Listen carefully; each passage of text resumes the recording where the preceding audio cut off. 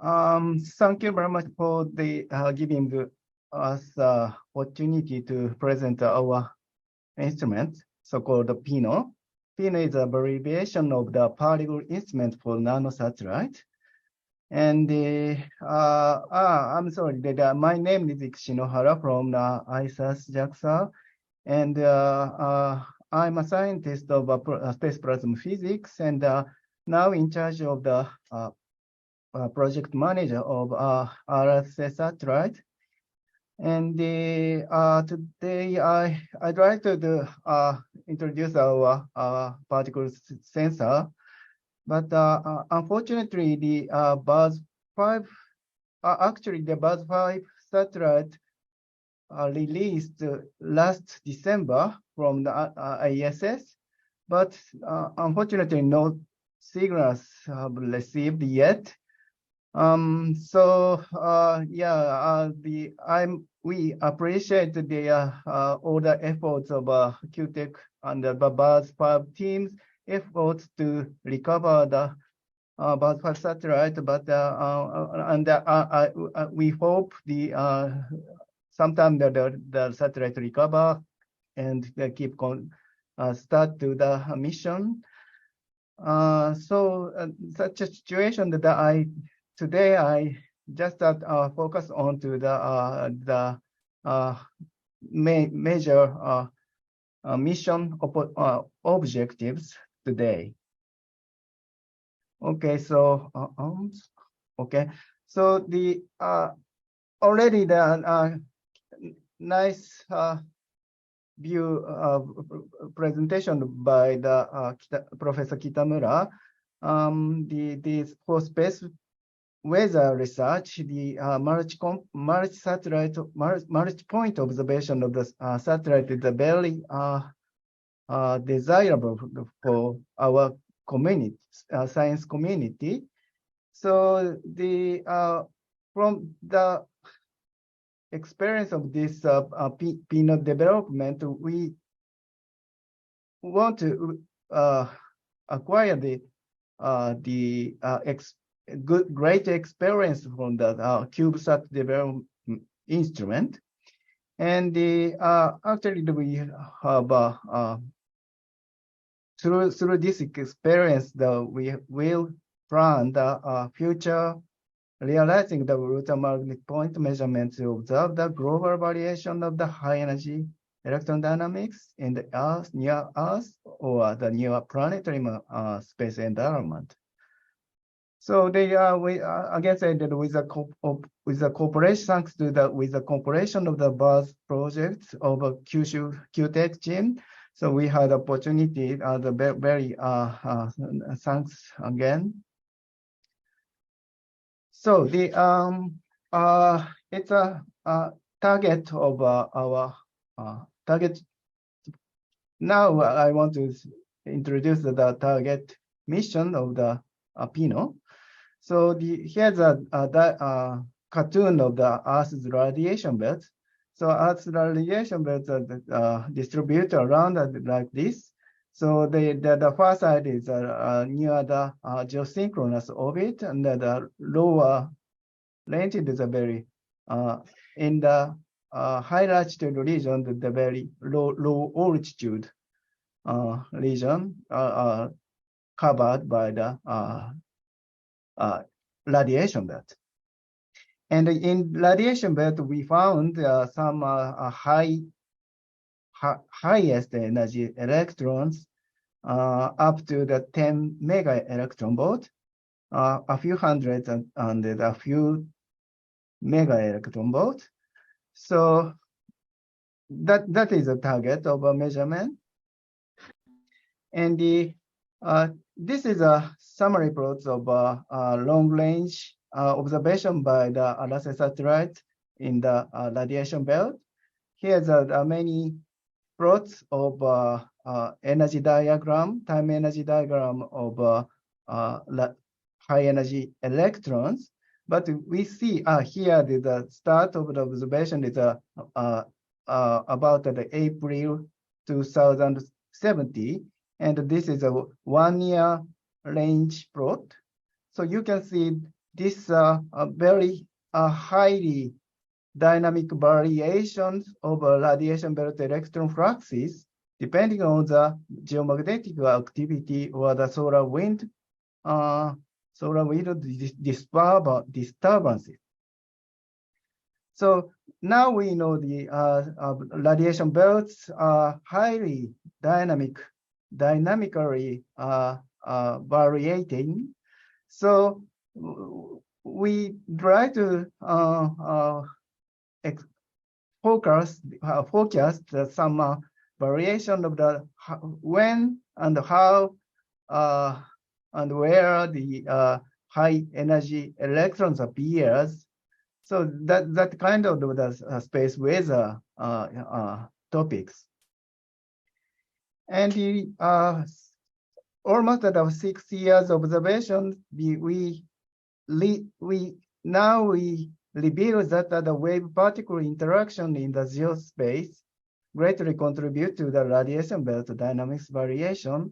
So some high energy electrons are produced by the wave particle interaction in the center of the radiation belt region.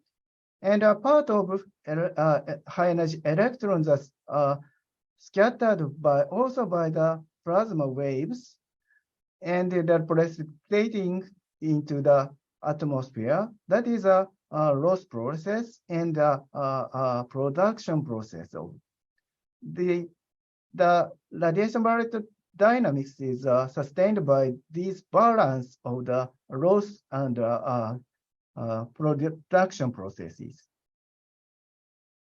This is some movie of the usually the particles are trapped into the geomagnetic field, but sometimes here high energy electrons are scattered by the plasma waves, propagating along the geomagnetic field, and some particles are scattered into the upper atmosphere of the Earth, like this movie. So PINO is a low Earth orbit.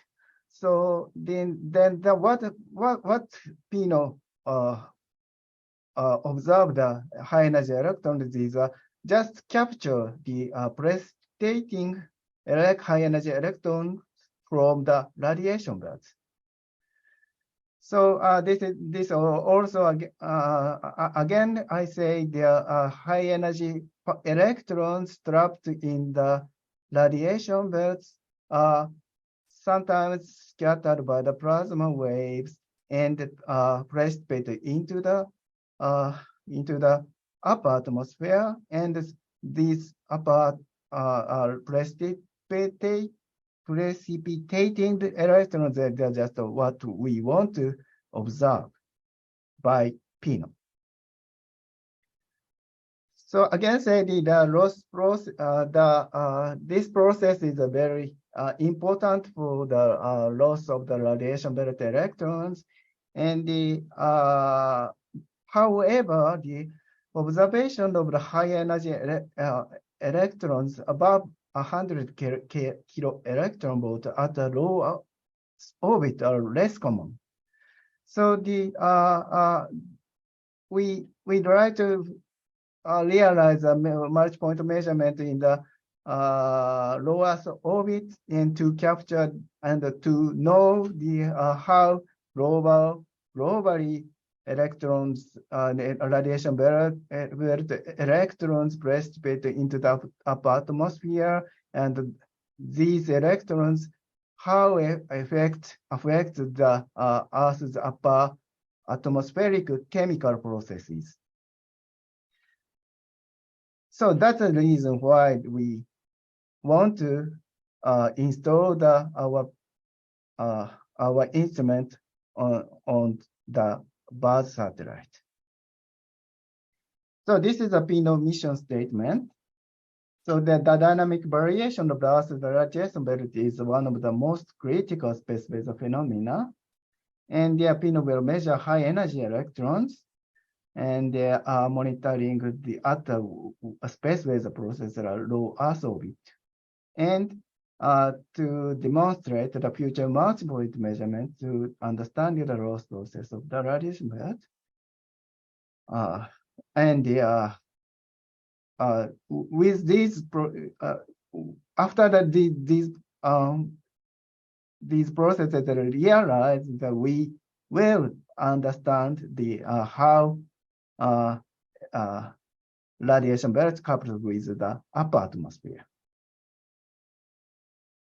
This is also the PINO mission objectives. One is to demonstrate compact high energy electron detector on board the CubeSat using the silicon and cadmium telluride semiconductor. And the other one is to measure the high energy electron flux. This is a scientific one.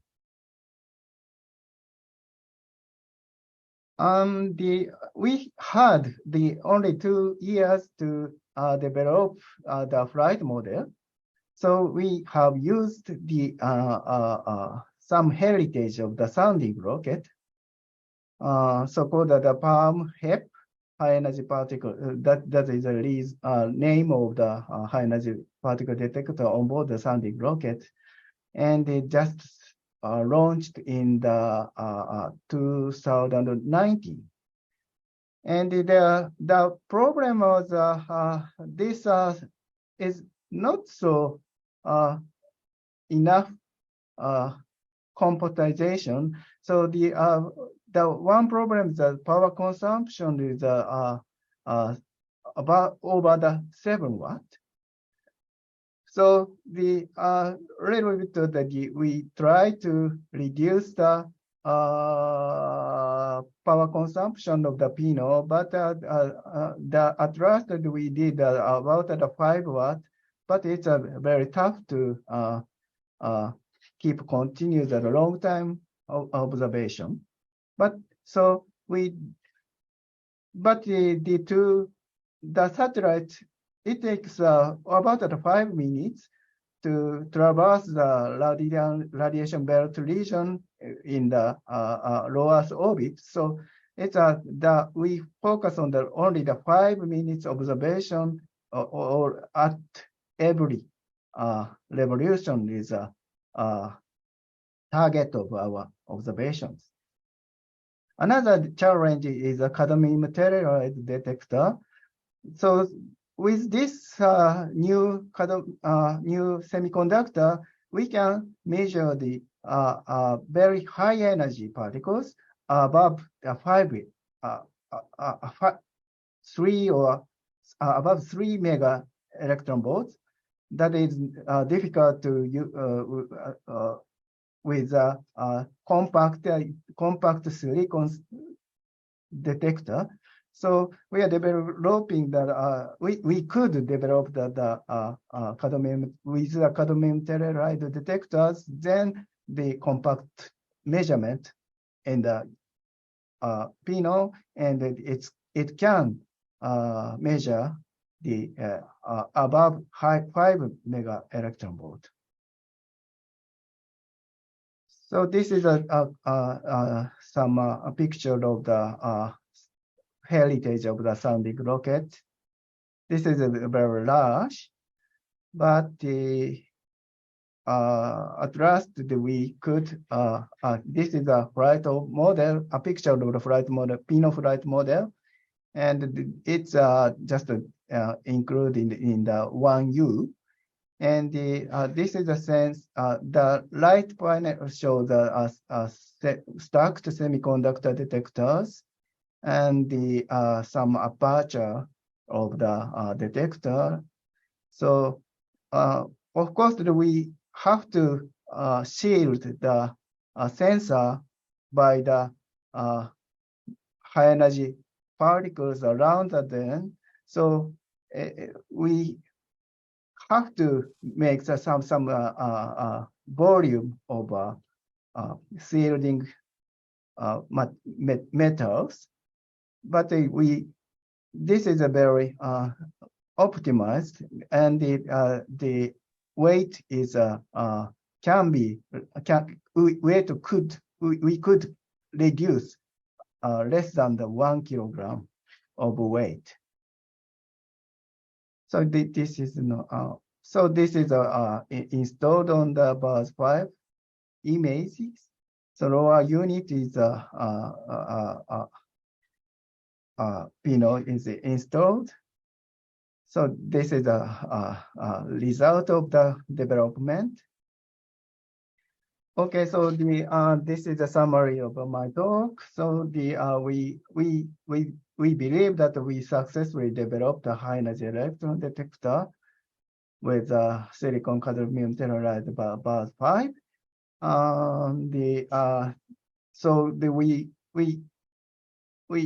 We could have a very nice, great experience to learn about the CubeSat. So we will continue to develop the compact instrument for measuring the space environment and the challenge to realize multi-point measurements. So again, we express our gratitude to the Birds5 team and the QTech staffs. Thank you very much.